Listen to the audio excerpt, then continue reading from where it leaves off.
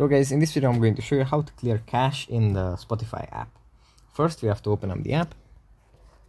Here it opens up in the home menu. From here we just go into the profile menu in the top left corner. Then we tap on settings and privacy. Then we scroll down and tap on data saving and offline. Here we scroll down to the bottom, and here we have clear cache. If we tap on clear, then the app is going to show this pop-up. Then we tap on clear cache again, and as you can see, the cache here, Spotify cache, is now 0 megabytes.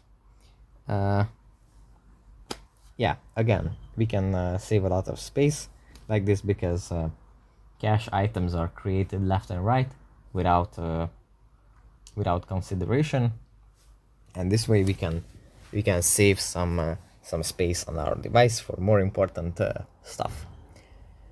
Anyways, that's basically it for this video. I hope it was helpful for you guys, and I'll see you in the next one. Bye.